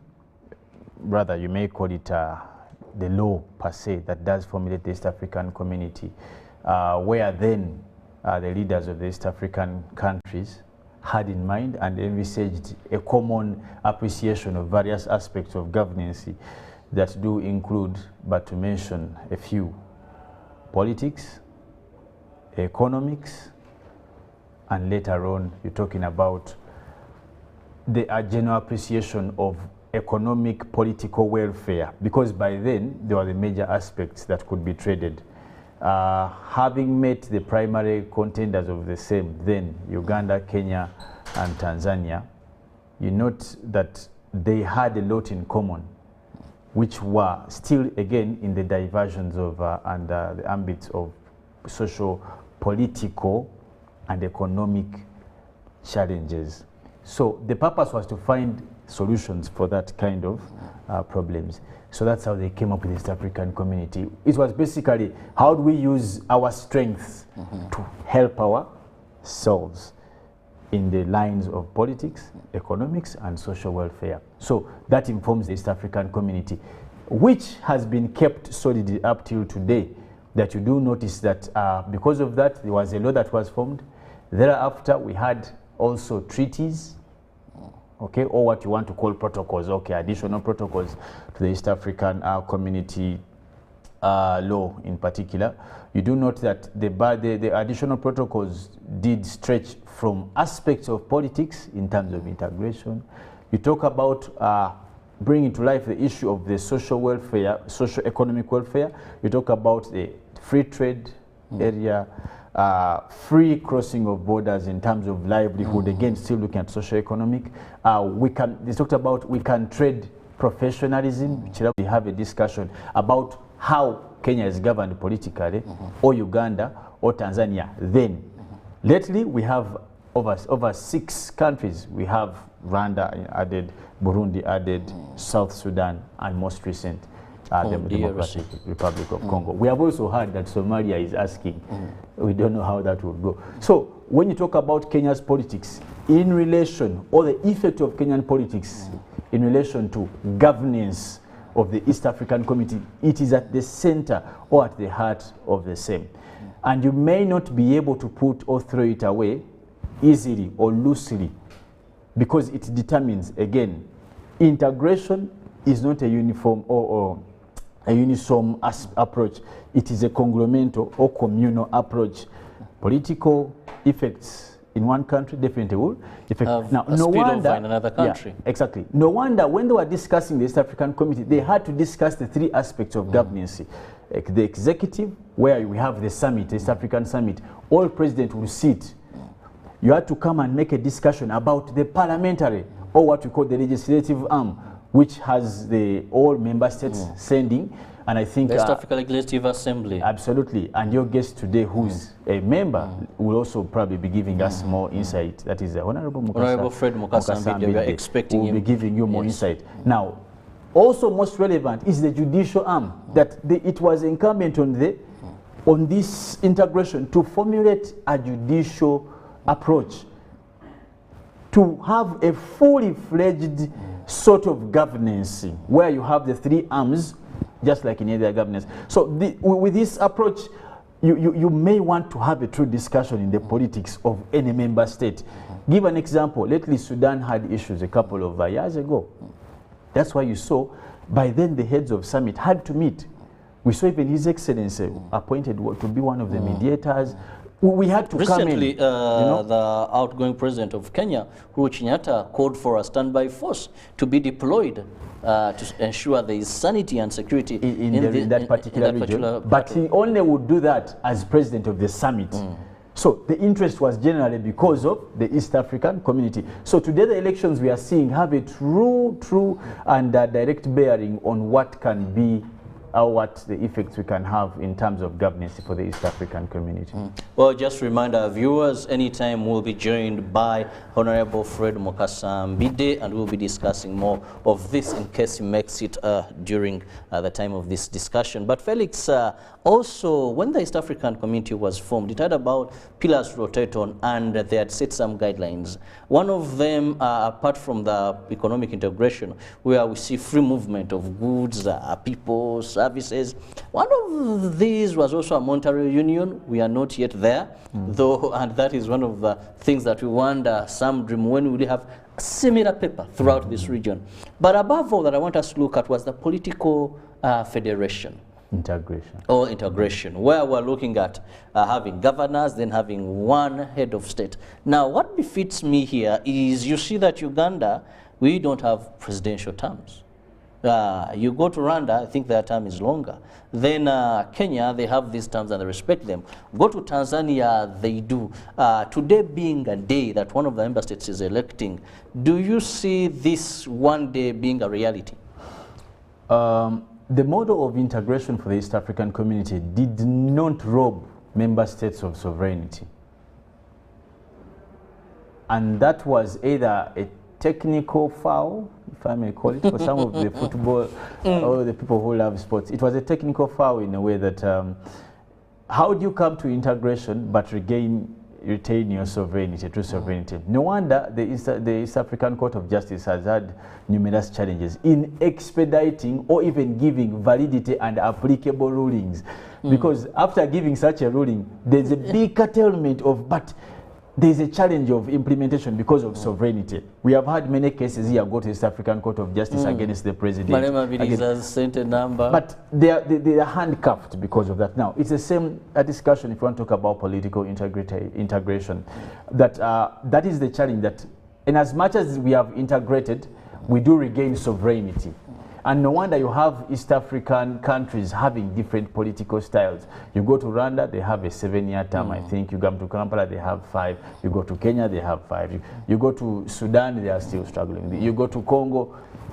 Now, political integration in the sense of the community meant or means that member states will be willing to relinquish sovereignty. And the big question is, are they willing? The other question is, what is better, to be a queen ant or an arm of an elephant? What would you choose? That is a question that most of the member states are struggling with politically. Do you want to stay in your ant hill as a queen ant, or do you want to be a member or just an ear or a leg of an elephant? That is what the true discussion of political integration is. And we must conclusively form relevancy. With the absence of relevance, and not for heads of state or politicians, but for the entire regional members, that what is the interest or what is the benefit of Kirabo Nyonyintono, a Ugandan from Masaka, Budu, wherever, to be integrated? Do we see relevance for political integration? Or it is something we want, not what we need? No wonder it is stalling. The histories, the political history of the different member state countries says a lot about the possibility of political integration. What do I mean? Politics, regional politics, let's look at country by country. One, we can start with this beautiful country, if not the most anyway.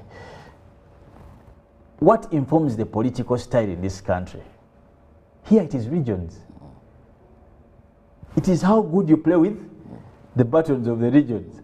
You have the Kirabo probably from Central. How do you keep them happy? How do you keep the... It is a regional, but also family, and by far centered around a military appreciation of rule. We have a government that came through side of the military, and continuously the face of the same has been evident in how matters are handled, not for the bad reasons. When you go to countries like Tanzania, they have concretized issues of party politics. The Chama cha Mapinduzi have held grip. And the same is evident. There's a lot of political or partisan politics, even in the coercive forces. Go to Nairobi, Kenya. People have made allegations of continuous legacies. Kirabo's child will come, then I'll keep for him. Then there's that. When you go to Rwanda, we have had almost, for them, it is another way of doing things. Yes. You go to Sudan, they are simply struggling with finding a balance in terms of political settlement and political administration. Go to our brothers here in Congo. The country is more or less not governed fully by the president because of size, because of the insurgencies, because of rebels. Now, integration, all the things that the different characteristics have given, none, of course there are similarities, definitely, but the differences are more than the similarities. Absolutely. What brings us together in that form? What brings us together is because we are in the same region of Africa. That is the biggest similarity. The one that is called the East Africa. That is the biggest. That when you find Uganda, you can find Kenya on the map. You can find they are in the same. But when you talk about the aspects of governance, the things that should bring us together are not simply about regional neighbors. No. Integration must be more than that. Do we have an acceptable way of life in terms of political, social, political, economic behavior? All right? In Uganda, we have a president who's now over 30 years old. Today, Kenya is talking about voting the fifth what? President. But Ugandans are saying for us, it's okay, we want to remove age limit, we want to remove term limits. Kenyans are saying, don't even think about it. Tanzania also. Tanzania is saying, apana. That is something we can't. Sitake. Now, you go to Rwanda, Rwanda is saying, Njaba Teresa, I'll put you right. Because we still have scars of the genocide. Again, it is not enough to be neighbors, to share political ideas, and not being a prophet of doom. The foundation of political integration has not yet been laid. And no wonder it is not a discussion. Very, very common. The monetary, we can work on that. We are all using shillings, apart from the likes of Rwanda lately, and Burundi and DRC because of their francophone background. But those ones are workable because Rwanda has already jumped onto the wagon of changing, already shifted to Anglophone. Even most recently, they chaired the CHOGAM. It means they have been certified. Burundi is doing not so bad in terms of jumping on the Anglophone, and so will DRC. So, but those other things will be done. We have talked about the trade. You know, those ones can be done. But political integration is a much, much difficult discussion. Because I've told you, the analogy I give you is one. What do you prefer? Kirabo as queen bee or Kirabo as a nail of a lion?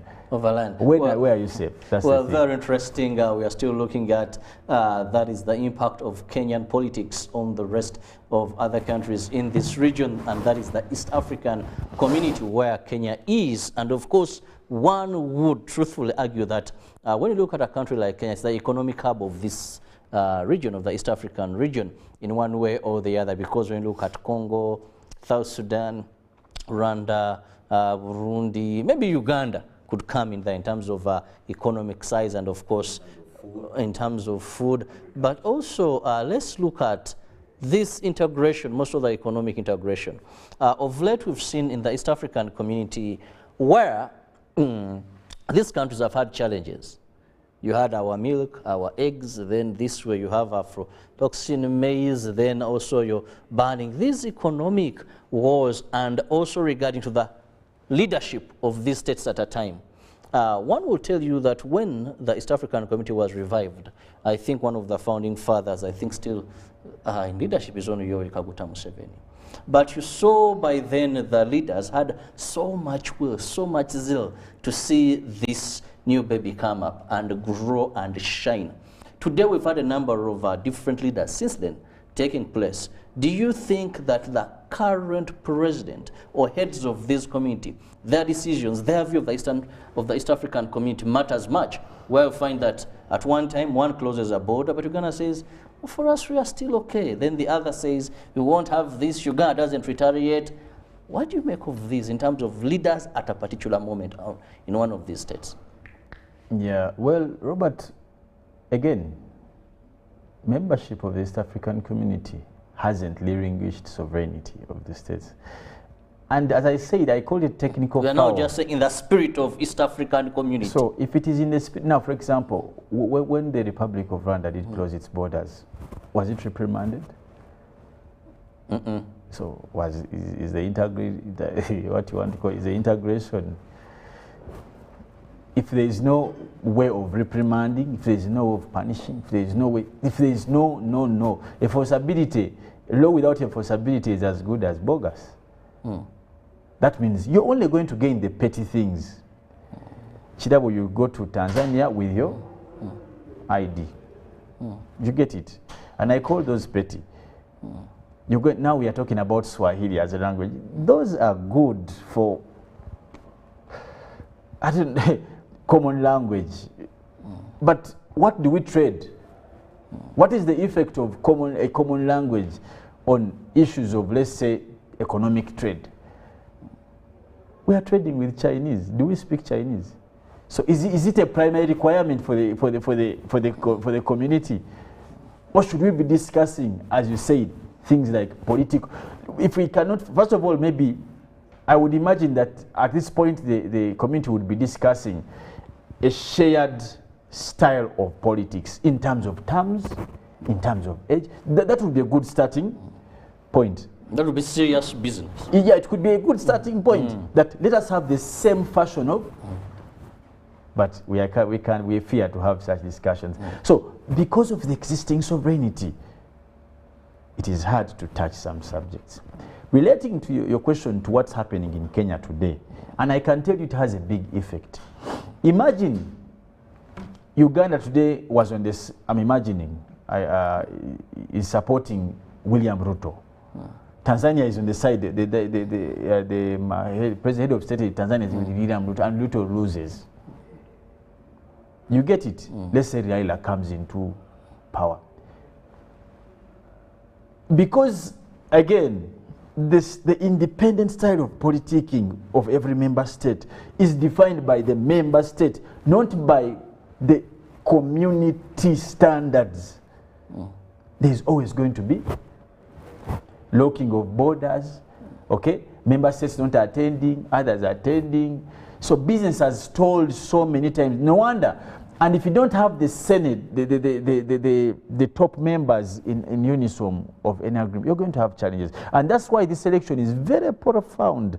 Because as you said earlier, Kenya is at the heart, because it is one of the mothers, if not, there's one of the major stakeholders of the East African community as one of the founding members. So any leader who comes in the White House or State House, if you may call it, matters so much on how the integration will be carried on. So it is important for all of us to have a keen interest. Probably would have started with the benefits of East African community for us to understand the effect of the Kenyan elections on Uganda, on Tanzania, Rwanda, Burundi, and the rest. Uganda, some of these countries are landlocked. Actually, many of the countries in the East African community are landlocked, if only two, that is Tanzania and Kenya. But look, go to Rwanda, the Burundis of this world, Uganda. You still need access. So, how the Kenyans vote has direct effect on all of us. You get it? And that's why we should interest ourselves to start a discussion about standardizing the East African community policies. They must be we must have a limit. If we say all member states of this probably must have term limits.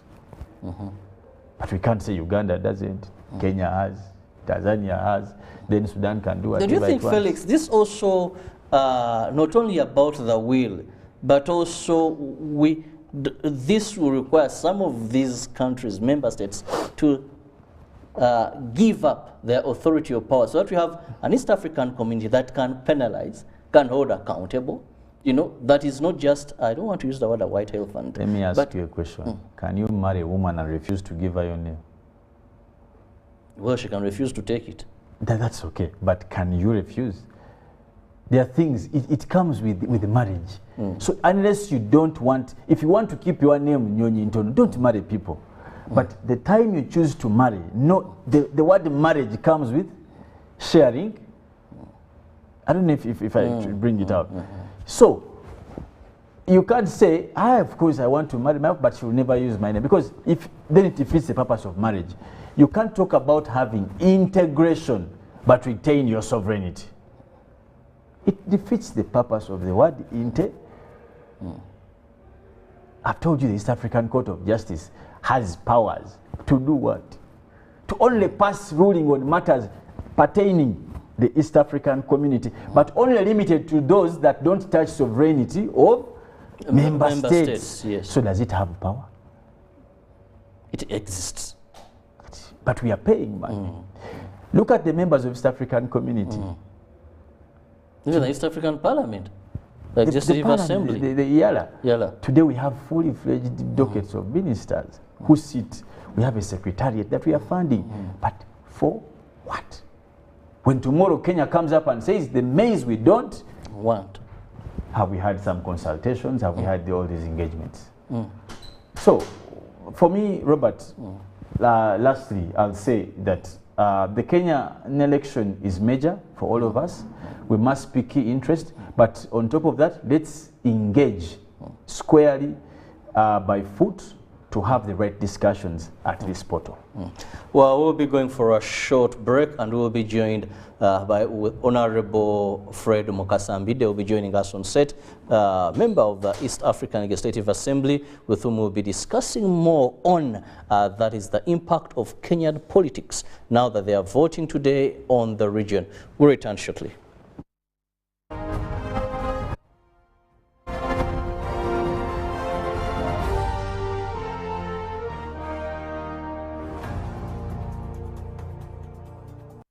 Every waking day is a reminder just how beautiful this, our land, truly is. The kind of beauty that you can only find here, in the lush green all around us and the wondrous sights within. It's in the distinct aroma of our cooking to the taste of food that takes you on a journey, in the sound of homecoming and the sound of Mother Earth. In the magnificence we find on our travels and the exciting moments we experience. Ours is the kind of beauty that comes in all things big and small. All we have to do is awaken our senses and truly enjoy what's uniquely ours. Explore Uganda, the Pearl of Africa.